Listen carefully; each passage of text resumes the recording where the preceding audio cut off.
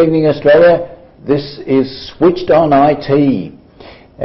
I'm Barry, and today we have our regular panelists, Doug and Ray, with us. Good evening, Doug. G'day, Barry. And good evening, Ray. Good evening, Barry. Now, Ray, where are you today? Today I'm broadcasting out of Pittsburgh, Pennsylvania, the United States. Okay, so you're in Pittsburgh, and Doug, you're in Sydney. Now, gentlemen, I believe today you plan to talk about social media. Is that correct? That's right. Yep. Indeed. Okay. Well, now I'm going to step out of here and turn the conversation over to you. So, welcome to the show, and Doug and Ray, take it away. G'day.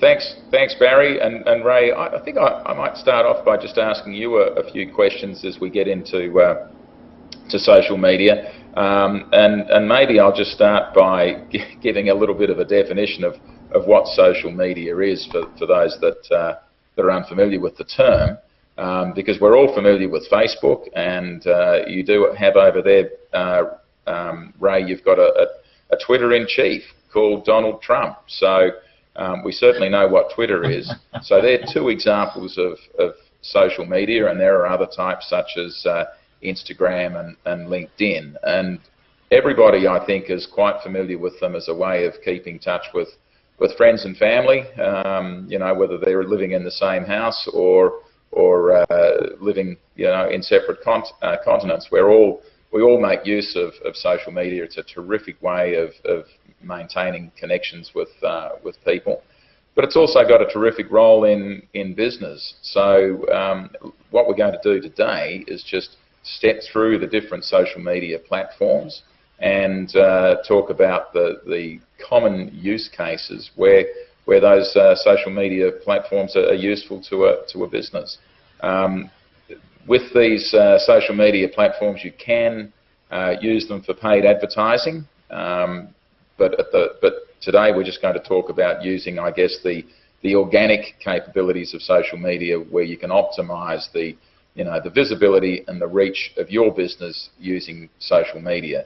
So Ray, maybe we should start with the one that's very much in the news at the moment, which is Facebook. Can you give me an idea of the use cases that you have seen where Facebook has been particularly useful for your clients? Yeah, sure. So I'm going to take a step back first and kind of define what social media is. I think that it's important for people to recognize that social media by itself is a technology.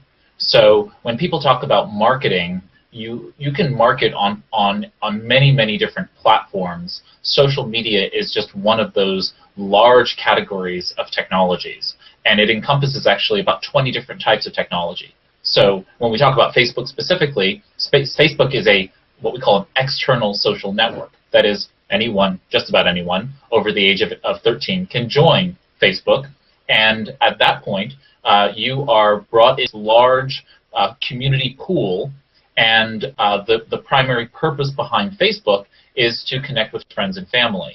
And Facebook, of course, has grown beyond that as the juggernaut that it is in social media.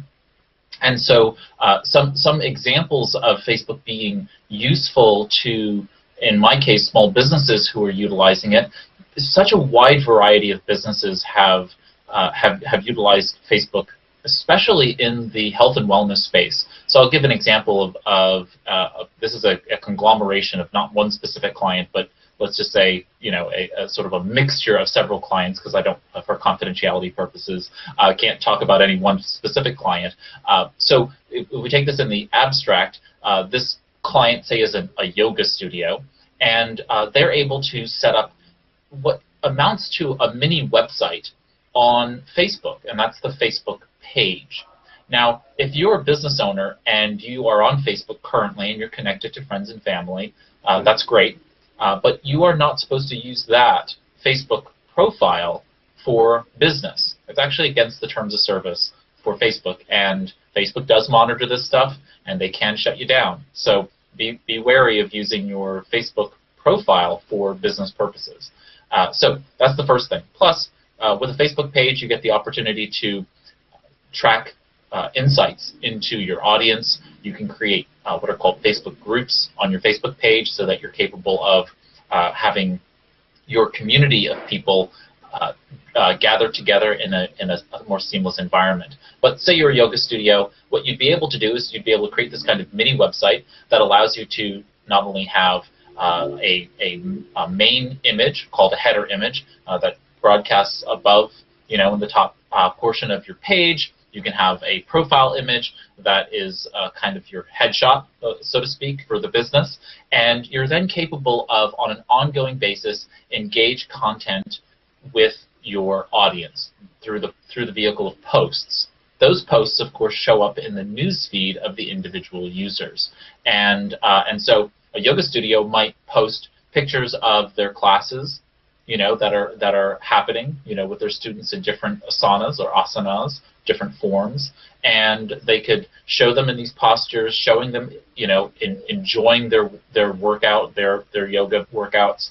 And you can also post your current schedule of classes. You can have different yogis in the yoga studio go ahead and give little miniature educations in terms of what the different postures are, what the different poses are, and maybe some tips for nutrition and those kinds of things. So that's where I see the Facebook page really excelling, is in being able to engage the audience on an educational level, but also showing them insights into the business happening as it sort of makes its way through its weekly schedule. That's terrific, Ray.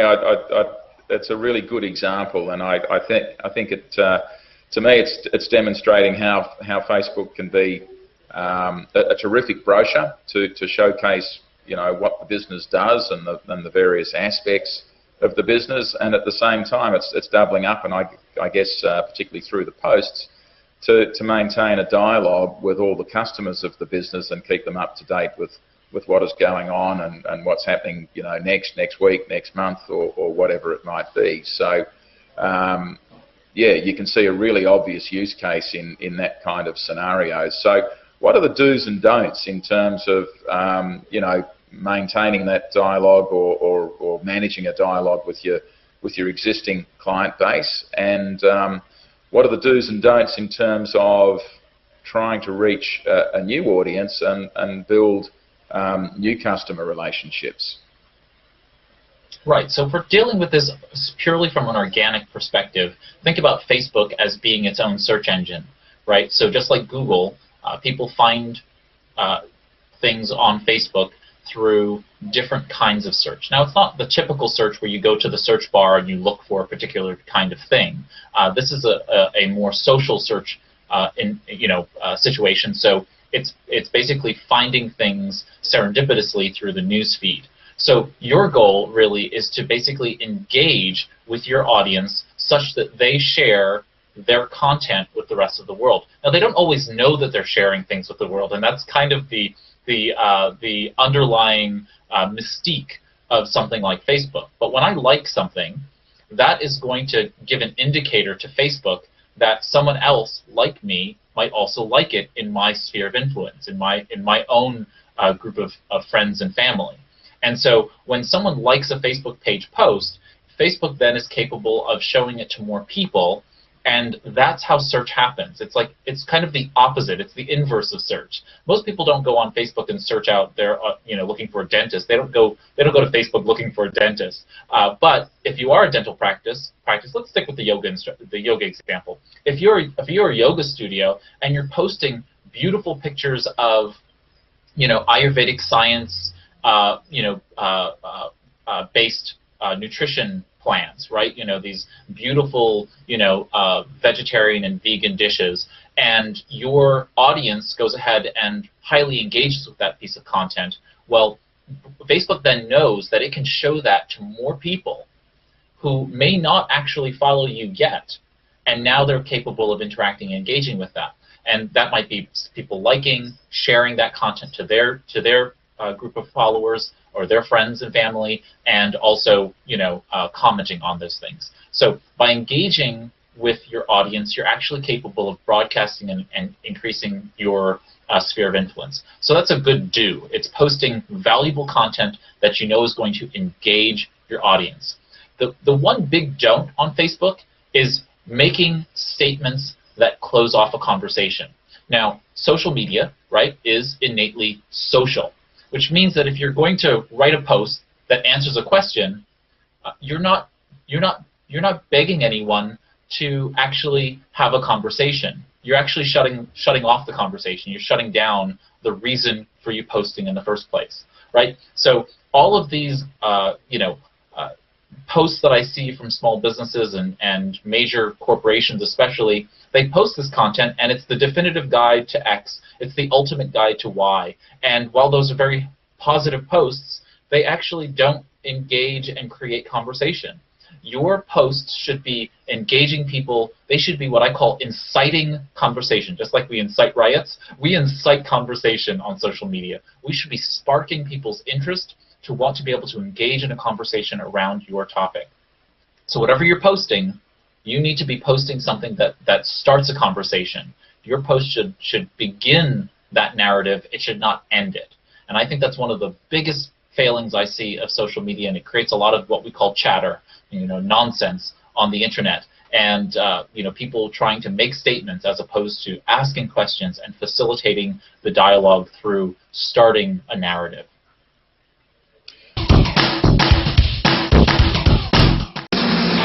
Hi, this is Mick Jagger on Classic Vinyl. This is Debbie Harrow from Blondie. This is Jimmy Barnes here. Stevie Nicks from Fleetwood Mac. This is Reverend Willie G from ZZ Top. The best tracks from the greatest albums of our generation. That's right. From your breakfast and coffee to your drive home.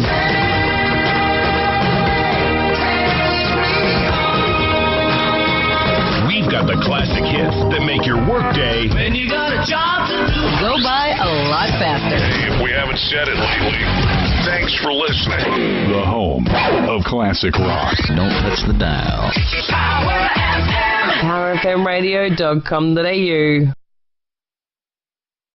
Art by Leonardo's has moved to the Toowoomba Homemaker Centre. Sit down with a coffee and our friendly, experienced staff can help you choose the perfect custom frame to suit your artwork and budget. Plus, all framing is done on site.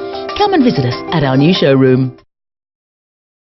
Playing indoor netball, cricket, soccer, dodgeball and volleyball is a great way to keep fit and catch up with friends, and the place to go and play any or all of these sports is Action Indoor Sports. There are competitions for juniors and adults of all levels of ability, from beginners to the most experienced. Action Indoor Sports is home to Inflatable World, an inflatable theme park for all ages, and new and coming soon, indoor softball. Go and see for yourself. Action Indoor Sports is located at 31 Spencer Street, Toowoomba. Check out the website toowoombaindoorsports.com or phone 46359999.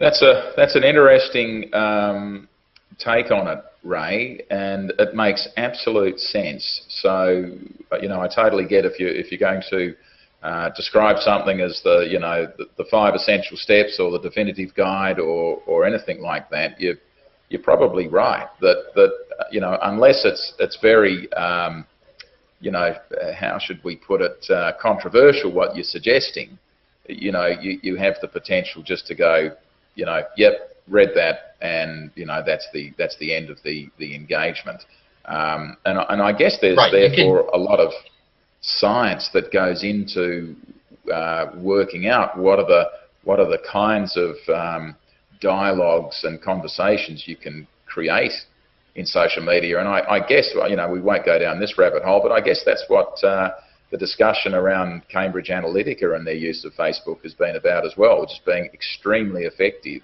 at creating the reposting of their own content and understanding, in a sense, what buttons to push amongst their audience. And we're just really talking about doing exactly the same thing, but in a less controversial business context. Absolutely. There's a lot of data analytics or data science that goes into understanding how humans interact and engage with the data that is surrounding them.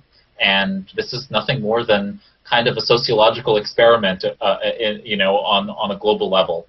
And what I wanted to mention was that something that you could see in kind of a practical perspective is the difference between, say, a blog post or a podcast episode and a post on social media. Now, to be clear, a blog is social media. It's one type of social technology. But the difference between posting there and posting on Facebook is this. If I created the ultimate guide to content curation or to writing the best blog post, I could put that on my blog. That would be an appropriate use of it.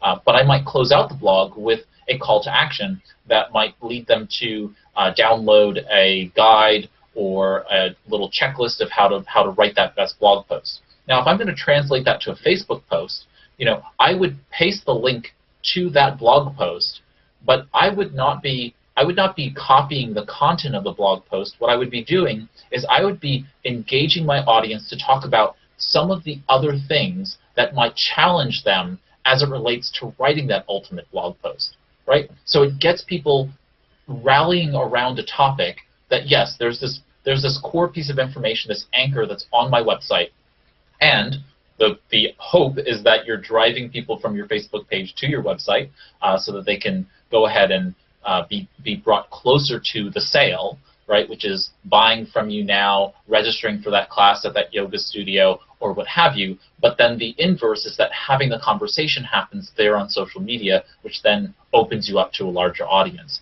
And each one of those data points, to your point, helps create a greater picture, a greater what we call persona in marketing, a greater buyer persona for who your audiences are. And you have many different types of audiences, most likely, with even within a small business, you have many different types of audiences, and you need to start to get to know those people.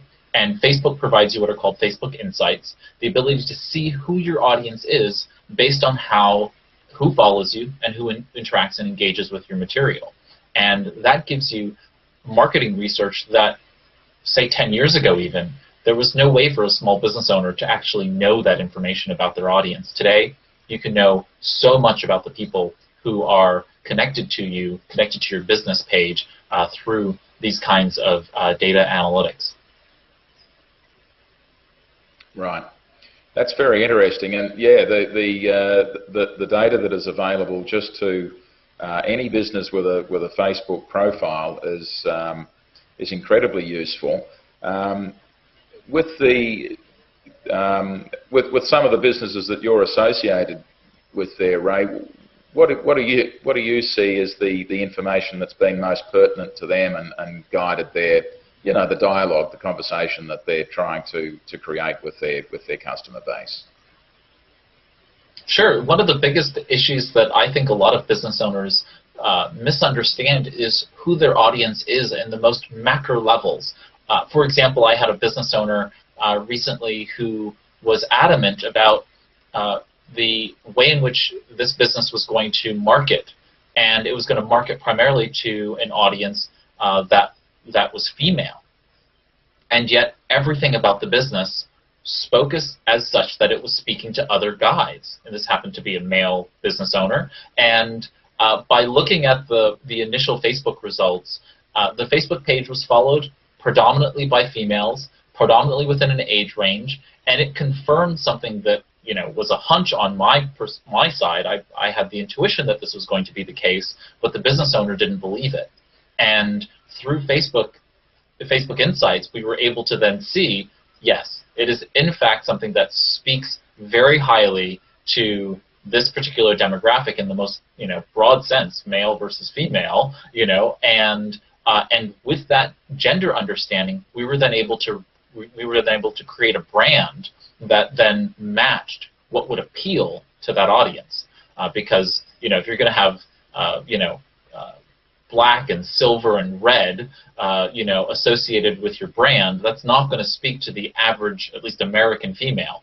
So those just choosing your colors alone becomes something that Facebook can help you understand just by demonstrating what the brand can do in front of your audience, and then using that data to inform you to make better decisions. I always say 1/3 of social media is market research. It's like just 1/3 of it is your ability to better understand your audience so you can then iterate on the entire business process and processes. You know, if you can do that, then Facebook is worth it. Just that 1/3. Then you can do other things, right? You can engage an audience, you can create a platform, and you can also make sales. But that 1/3, which is marketing research, is really, really powerful. Very interesting, Ray. And Ray, have you come across any businesses where you thought that Facebook just didn't seem to be a useful marketing tool, where they just didn't, you either couldn't get the engagement or the... Go ahead. Yeah, I mean, there are a lot of areas. I would imagine that there are areas in all countries where this sort of touches people's nerve, which is highly regulated industries. If you're in a highly regulated industry that doesn't allow you to engage on certain platforms because of those things, here in the United States, that's primarily the financial advising or insurance-related or banking-related services. Those that are smaller businesses usually can't deal with the necessary regulatory hurdles that would get them to interact and engage at a level that would be useful to them.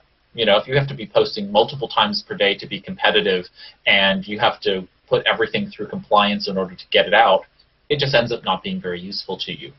There are also some sensitive areas. If you deal with some life transitions that are negative or potentially, you know, just not positive innately, you can think, you know, of a number of different industries where, you know, you're dealing with death and dying, or you're dealing with legal issues that might be sensitive to people, not because you're a lawyer, not because you deal with legal issues is the issue, but because it has a tendency to bring you know, negative thoughts to the platform. Those tend not to be good business practices. You know, it's not best to have a business practice that then focuses on Facebook or social media generally because of that. Also here in the United States, I don't know about there in Australia, but we have issues with those who practice therapeutic counseling, you know, or any other counseling services.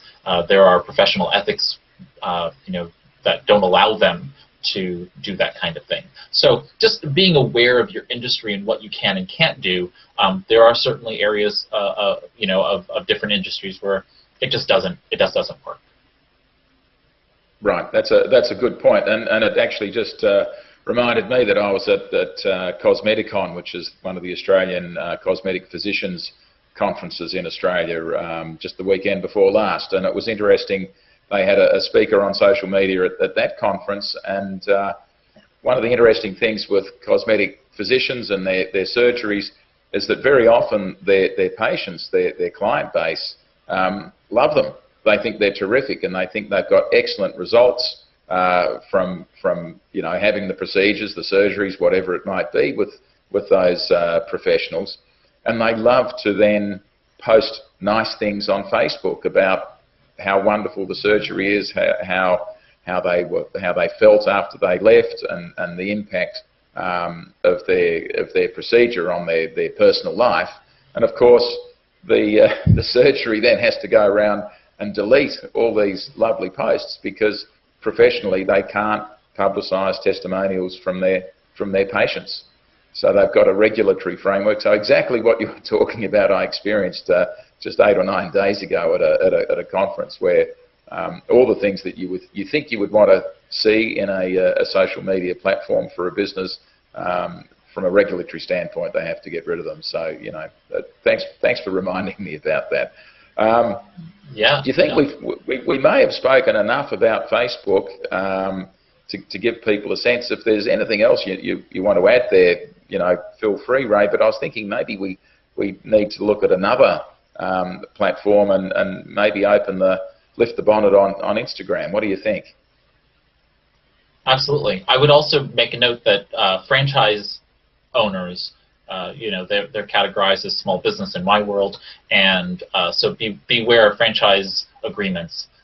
sometimes a business owner will buy a franchise and they are gung-ho to start their social media program, and so they want to get that into their marketing plan as soon as possible, except that their franchise agreement, because they didn't read it, when they sit down with me, that's one of the first things I ask for is a copy of their franchise agreement along with their business plan and so on and so forth, because many franchises will say, you can't use these social media platforms except through the main channels that we provide, and therefore you have to kind of send them up the chain, or you have to modify your social media in such a way that whether that's Facebook or Instagram or Twitter or LinkedIn or otherwise, it needs to conform to our standards.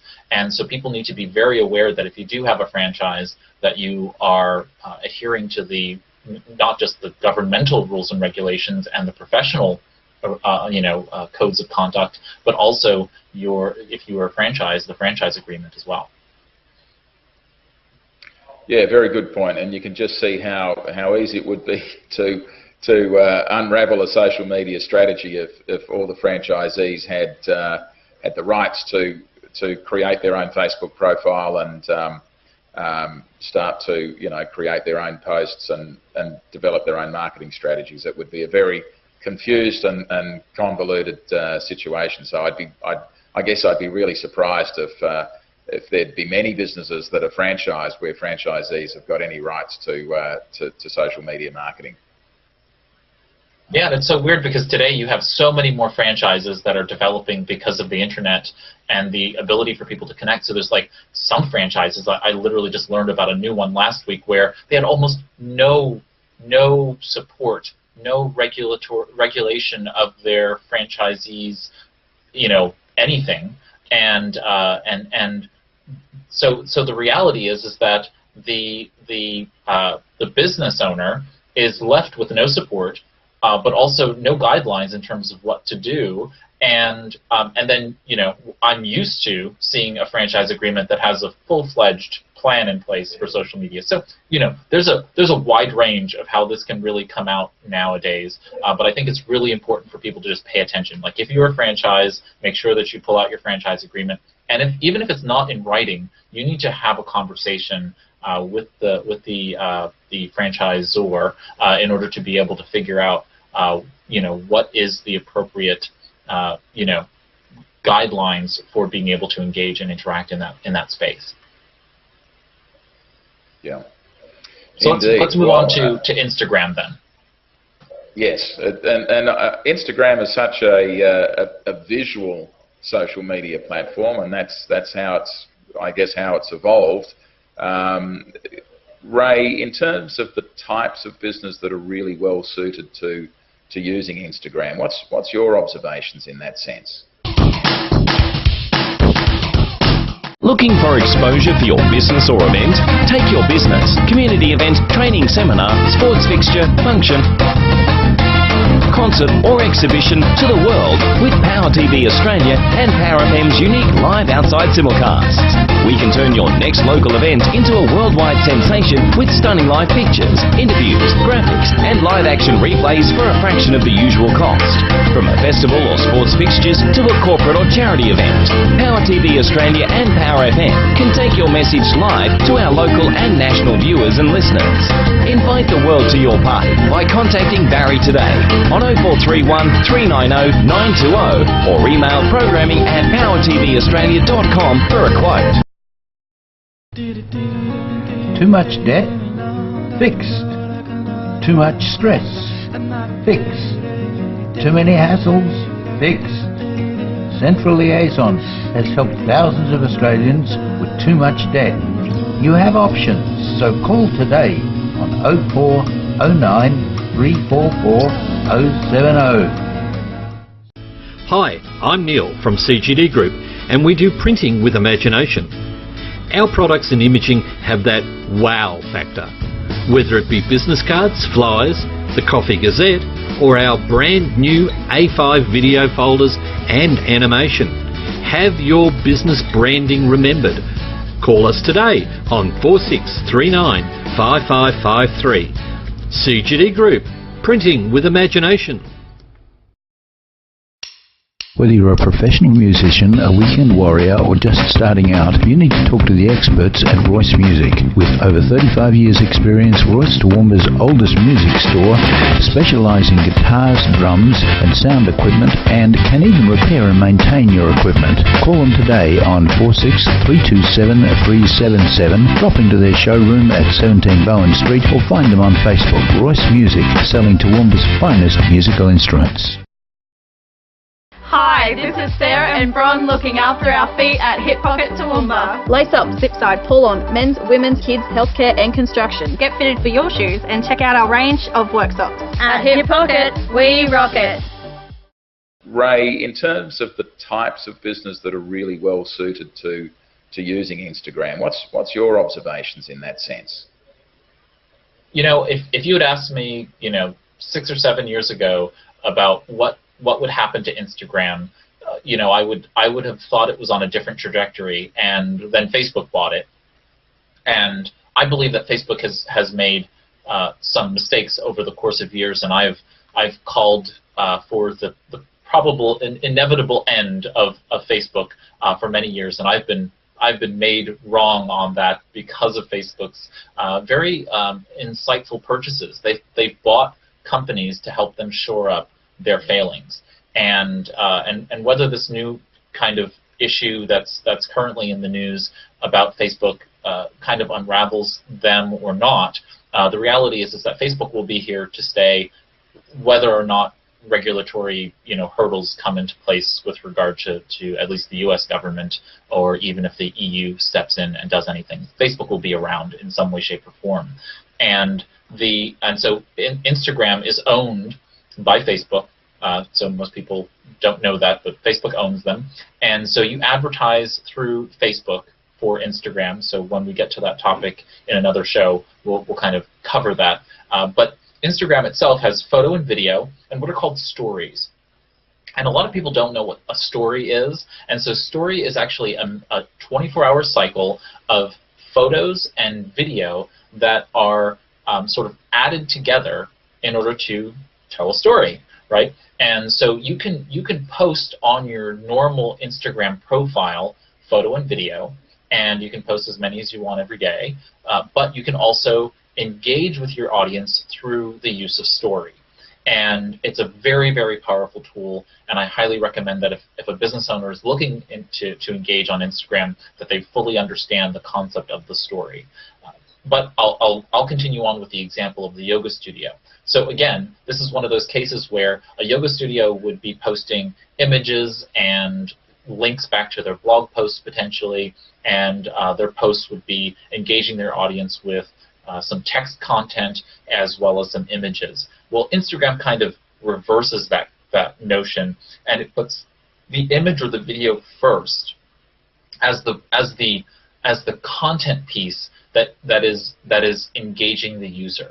So while you might write some text as a caption to an image and so forth, so on and so forth, Instagram doesn't allow links in posts, so you can't place a link to a blog post in your Instagram profile. You can, but it's not clickable, so it's all but useless unless it's really short and easy for people to understand. And so people use what's called link in bio. You'll see this written all over Instagram, where people change the link in their profile, which is the only place where it's clickable, so that people can then engage with whatever the current content is that they're using. Instagram is also very, very phone focused. So you have to use your Instagram account on your phone for the most part, unless you're using very specialized tools. But for the most part, you're going to be using your Instagram app on your phone, and that really changes the dynamic from many of the other social networks. You can sit at your desk and interact and engage on Facebook. You can sit on your desktop and interact and engage with Twitter and never touch your phone, and LinkedIn as well. But with Instagram, there's no question that you really need to use your phone in order to be able to use it for most things. And that really does change the way in which your user is going to experience it. Your target audience is going to experience it. And so I think that it's one of those things where if you're a yoga studio, that's where you might be shooting more video and more images of your audience. You're going to post more often in order to step above the fray, and you're going to be using what's called the hashtag. So the hashtag is, Doug, do you know what the hashtag is? Well, I don't want to interrupt your terrific explanation of the hashtag, so I just say, Ray, hashtag, go for it.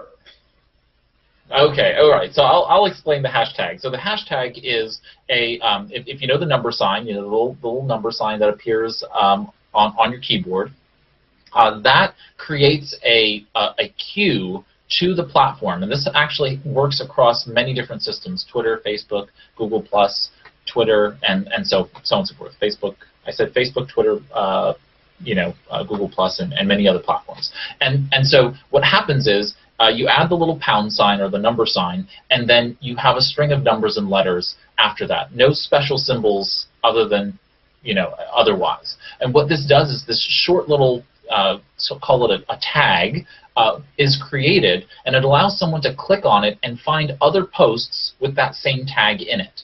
In essence, it creates a word cloud, basically a taxonomy, as we call it, so that you're able to connect to other topics of the same sort. So if you hashtag something yoga, and you clicked on that hashtag, now everybody who's looking for yoga content is capable then of finding your post in all of the other yoga posts. So on Instagram, it's very dissimilar to any other platform. Twitter, you maybe 2 or 3 hashtags. Facebook, all but nobody uses hashtags. People hashtag things, but it's not really that well built into the culture. On Instagram, hashtags are the culture.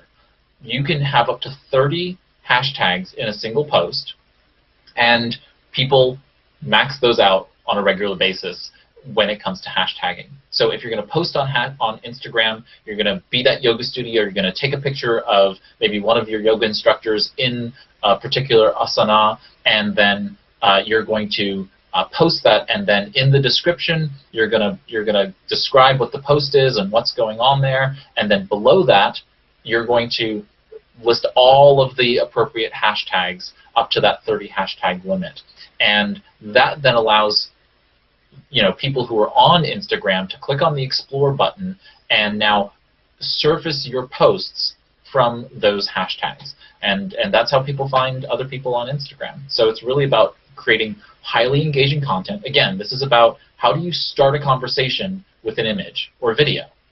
And by starting a conversation, you are capable of engaging the other members of your audience to be able to engage with one another, and that bond that they create by interacting and engaging with you and others creates a stronger community. And that community is going to be much more likely to buy from you when you ask them to.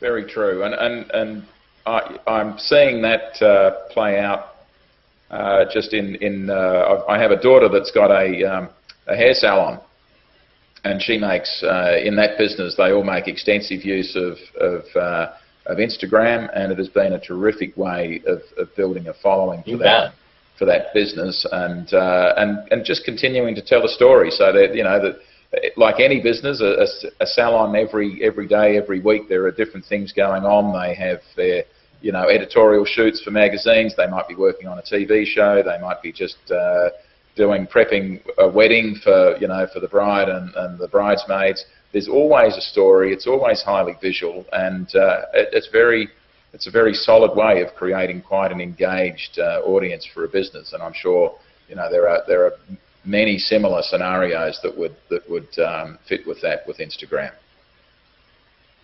Absolutely, and I think that there's an important narrative that's being told about the business as a whole. So if you think about the business brand, you're constantly telling a story through the business brand, and so that allows you to be able to put out posts that are more sales in nature and reinforcing of the goodwill to your target audience, and those are infrequent. Then there are the more frequent posts, which are the posts that really cover some narrative over the course of maybe several weeks or months, and that could be more business related. Say you have a new person at the salon, a new hairstylist or a new colorist or a new cosmetic person of some other profession that's joining you, well, you can introduce that person to your audience by putting out several posts over the course of weeks where they get to introduce themselves. But then you have the interior stories that you're talking about, this sort of much more granular story, which is the bride and her bridesmaids that come in for service, and the love story that brought this bride into your salon, and the relationship that these bridesmaids have with each other. All of those are stories that people absolutely love to hear, especially from someplace where life events happen. Major life events, all these kinds of life events that are happening are stories to be told. And telling those narratives are very, very powerful to bringing people closer, positive experiences closer to your brand. And therefore, they're going to keep you top of mind, right? This is all about keeping people top of mind when they're ready to have their wedding party, go get their hair done, and go have their bridal party, and to do these kinds of fun things. And that's not the only, obviously, that's not the only situation. You talked about them, being on a television show, if they're, doing that kind of thing. There's all kinds of situations where there's a story that's business focused, right? There's stuff happening behind the scenes with the business. You're giving a little behind the scenes view of the business itself, maybe a little bit about the owner, but then there's the story of the customers themselves. And as you can blend those three parts together, branding and sales, the business stories, and then the customer stories together, that really creates a strong dynamic that keeps building people. And you can do that on Instagram, you can do that on Facebook, you can do that on Twitter and LinkedIn, you can do that anywhere on social media. You just have to understand the stories that you're telling. Yeah, very interesting. Now, well, one quick question on Instagram, and then I think we should jump across to Twitter. With the creation of the hashtags, Ray, I imagine some hashtag creations is a character string that nobody's ever used before, and maybe some others have been used by millions of people, and they're very generic. What works best, or what's your observations in terms of being creative in the creation of hashtags? Sure. So always look to hashtags that are created already. You want to generalize so that most of the hashtags you're using, other people are already searching for. So very infrequently are you creating hashtags for greater visibility that are going to be highly unique. That's highly unique is not necessarily useful on Instagram because people do more generalized searches against those hashtags. However, if you were, say, running an event, so I do a regular webinar series for one of the state's SBDC networks here in the United States, and we have a specific hashtag that we use, for people who are asking questions related to that webinar, right? So that's a hashtag where I want it because it is highly unique, and so therefore I can always find it, versus being serendipitously found through Instagram or Twitter or otherwise. I'm not trying to be found by that hashtag. I'm trying to be able to filter conversations so that I can find my audience having that conversation. So it's really about those two functions. How do you get exposed to a broader audience? Use hashtags, use keywords that are going to be searched by other people, and then how do you filter conversations, engage your audience to use those specific hashtags when they're having conversations with you, so that you're able to more clearly define where that quote-unquote channel of conversation is happening. Excellent. Okay. Gentlemen. Sorry, Barry, go ahead. Gentlemen, I think that we probably ought to leave it there for today. There's a heap of content there for folk to sift through, and we probably don't want to overload them too much. So we might come back and pick that topic up again. That's lots of really interesting information there, and I'm sure that particularly that information about hashtagging is a subject that a lot of people really don't understand very well. And Ray, a lot of those things that you were saying, I was not aware of, and I'll be changing some of the practices that I use now with hashtagging. But maybe we ought to come back. It sounds like that's a pretty big topic. Am I correct in saying that? Yeah, definitely. Absolutely. Well, I think we just, I guess we could say we just did chapter 1. We've certainly got chapter 2. You know, we'll take an equal amount of analysis and discussion. So I'm looking forward to that. Yeah, all right. Well, we might leave it there for today then, and come back, and in the next session we might talk a little bit more about how to use hashtags and perhaps move into LinkedIn as well. So thank you for your time today again, gentlemen. Yeah. We'll look forward to seeing you again next week on Switched on IT. Look forward to it. Thanks, Barry. Thanks, Ray. It was an interesting session. Thanks. Cheers. Okay. Thank you. This has been Barry for Switched on IT. We'll see you again next week.